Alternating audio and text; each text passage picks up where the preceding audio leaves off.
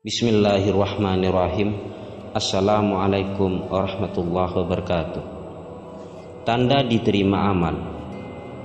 Barang siapa yang dapat merasa buah dari amalnya sekarang di dunia, dia menjadi bukti diterima amalnya kelak di akhirat. Buah dari amal adalah kesan yang lahir dari amal kebaikan yang dilakukan. Kesan itu menjadi tanda menunjukkan sama ada amal seseorang itu diterima oleh Allah Subhanahu wa Ta'ala atau tidak. Banyak ayat Al-Quran dan hadis Rasulullah Sallallahu Alaihi Wasallam yang menceritakan tentang tanda-tanda yang boleh dibuat ukuran tentang amal yang dilakukan.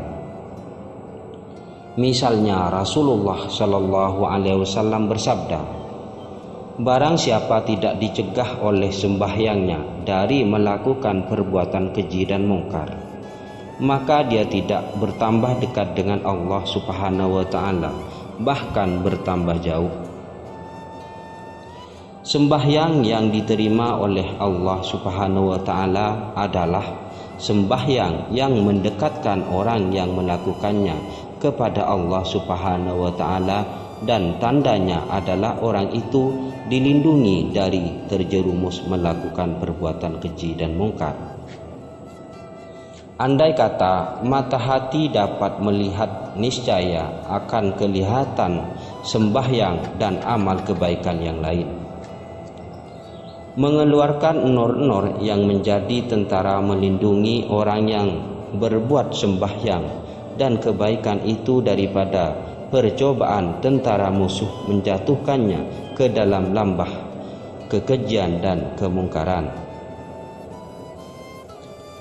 Orang tersebut kadang-kadang terlintas juga di hatinya untuk melakukan maksiat, tetapi nur-nur yang menjadi tentara amal kebaikan bertindak menghindarkannya daripada melakukan maksiat yang ingin dilakukannya itu. Hinggakan dia sendiri heran bagaimana dia boleh terselamat padahal dia sudah berada di hadapan pintu maksiat. Tentara nur tersebut bukan setakat mengawal kejahatan daripada menghampiri tuannya, bahkan dia juga sering menarik tuannya kepada kebaikan, hinggakan orang itu selalu berpeluang berbuat kebaikan tanpa dirancang, dan dia selalu merasa heran di mana saja ada pekerjaan kebaikan maka tiba-tiba dia ikut serta melakukannya, sedangkan tiada sesiapa menjemputnya untuk melakukan pekerjaan itu. Inilah yang dinamakan buah daripada amal kebaikan. Jika dia ikhlas menjaga amal kebaikannya, maka tentara nur yang lahir dari amal itu akan ikhlas pula melindunginya. Bukan saja ketika dia atas muka bumi ini, malah tentara nur itu akan menemaninya di alam kubur, memberi cahaya dan menghilangkan kesunyiannya. Orang yang tidak mendapat buah dari amalnya sering ditarik ke arah yang berlawanan.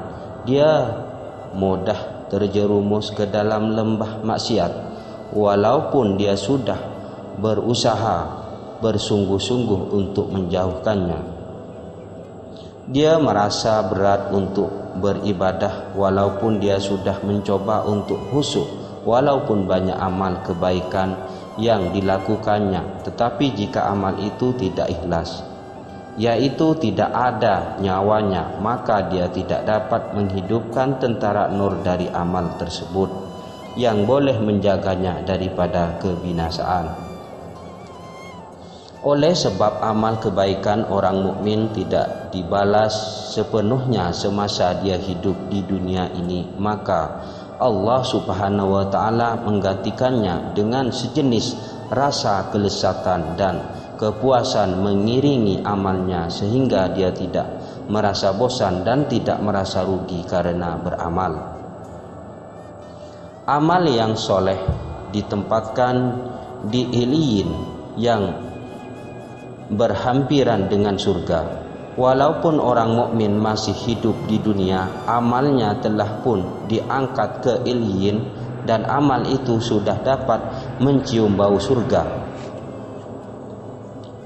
Keharuman bau surga itu disalurkan kepada tuannya yang berada di dunia.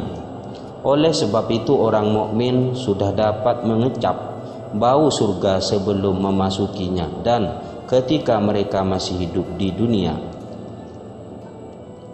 Keharuman dan kelezatan imbasan surga dirasai ketika mereka beramal, terutamanya ketika bersembahyang. Suasana sembahyang mereka seolah-olah mereka berada di dalam surga. Sebab itulah mereka tidak mendengar desiran angin dan tidak sakit ditikam dengan tombak, karena kelalaian dan kesakitan tidak ada di dalam surga. Allah Subhanahu wa taala berfirman, "Ketahuilah sesungguhnya wali-wali Allah tidak ada kebimbangan dari sesuatu yang tidak baik terhadap mereka, dan mereka pula tidak berduka cita. Wali-wali Allah itu ialah orang-orang yang beriman, serta mereka pula senantiasa bertakwa. Untuk mereka sejalah kebahagiaan yang menggembirakan di dunia dan di akhirat. Tidak ada sebarang perubahan pada janji-janji Allah. Yang demikian itulah kejayaan yang besar." Quran Surat Yunus ayat 62 sampai 64. Tata krama murid terhadap guru yang harus diperhatikan di dalam belajar ilmu tasawuf. Pertama, murid atau salik harus takdim dan mengagungkan gurunya. Dia harus meyakini bahwa dia bisa ushul dengan bimbingan gurunya. Dia tidak boleh menoleh kepada guru lain, karena hal ini akan menyebabkan dia terhalang mendapatkan pancaran nur dari gurunya. Kedua, murid harus memasrahkan segalanya urusannya, terutama yang terkait dengan suluk kepada gurunya.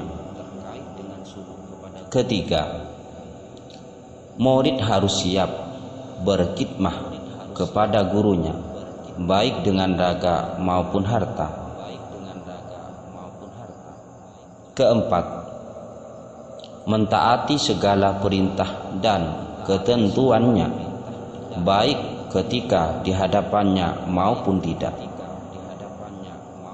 Kelima,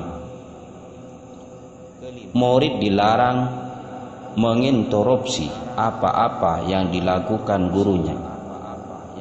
Kata kenapa harus dibuang jauh-jauh, sebab jika murid mengatakan kenapa guruku demikian, dia tidak akan bahagia selamanya. Apabila ada bisikan yang bukan-bukan di hati, berusahalah untuk menghilangkannya. Bila masih tetap, sampaikan saja kepada guru. Barangkali sang guru mengobati dan menghilangkan bisikan itu. Keenam, murid diharuskan selalu berbaik sangka kepada gurunya. Ketujuh, murid tidak perlu sungkan-sungkan menyampaikan kendala yang dialaminya terkait dengan masalah suluk, seperti penyakit hati yang menimpa murid. Demikian ini jika memang guru memberi izin untuk bertanya. Kedelapan, segera melaksanakan perintah guru tanpa banyak pertimbangan dan alasan. Kesembilan, murid tidak diperkenankan berguru kepada guru lain kecuali mendapat izin dari gurunya yang pertama. Kesepuluh, bila guru melarang melakukan sesuatu, jangan sampai murid berburuk sangka. Murid harus yakin bahwa apa yang diperbuat guru adalah yang lebih bermanfaat baginya. Ke-11, murid tidak boleh menuntut atau mengharap agar gurunya menampakkan karomah-karomahnya atau keistimewaannya yang lain, sebab pantang bagi seorang wali menampakkan karomahnya dan rahasia-rahasia ilahi jika Allah belum menghendakinya.